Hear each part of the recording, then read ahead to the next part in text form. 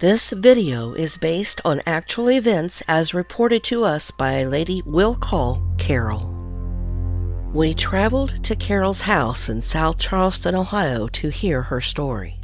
In the dim glow of the flickering fire, Carol sat huddled in her favorite armchair, her hands clasped tightly around a cup of steaming tea. The memories of that fateful evening so many years ago still sent shivers down her spine.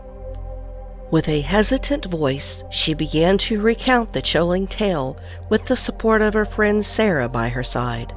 "It was a warm summer afternoon when it happened," Carol began, her voice trembling slightly with each word. "I was just a young girl, about 7 years old, playing outside with my dolls in the backyard. The sun was beginning to set." She took a sip of her tea, the warmth providing some comfort against the unsettling memories that flooded back. "I remember feeling the urge to use the restroom, so I reluctantly left my dolls behind and headed inside. But when I returned, one of my dolls was missing.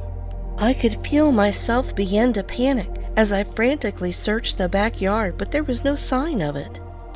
Carol paused, her eyes distant as she recalled the sinking feeling of dread that settled in her stomach. "I knew I wasn't supposed to go into the woods without my parents, but I couldn't bear the thought of leaving my doll outside alone. I was afraid the neighbor's dog had dragged her into the trees behind my house. So against my better judgment, I ventured into the darkness of the forest." As she delved deeper into the woods, the fading light of the day cast eerie shadows among the trees. The familiar sounds of chirping birds and rustling leaves were replaced by an ominous silence that seemed to swallow her whole. It was almost time for dinner, and the sky was turning a deep reddish gray. I was about to turn back when I spotted something glinting on the woodland floor, a hairband, just like the one my doll wore. Without hesitation, I reached down and picked it up. A shiver ran down Carol's spine as she remembered the sudden chill that enveloped her, sending goosebumps prickling across her skin as the air suddenly felt colder. It was then that I heard my mom calling out for me from the edge of the woods.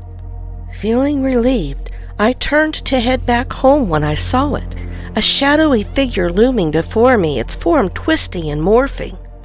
Sarah listened intently, her own eyes wide with fear as Carol's tale unfolded.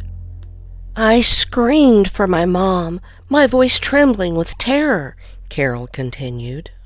"And then I could hear her footsteps as she ran toward me. Like a guardian angel, she appeared beside me, her face pale with fear.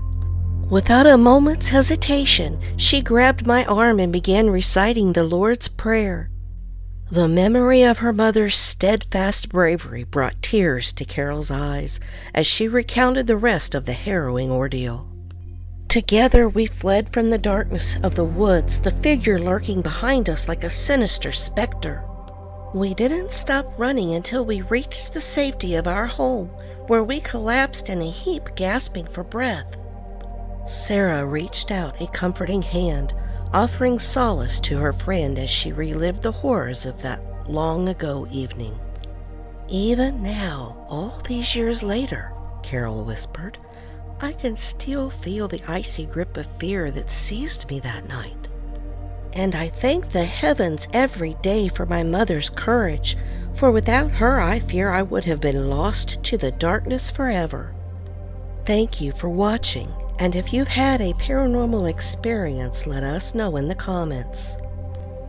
Remember to like and subscribe as there's much more to come.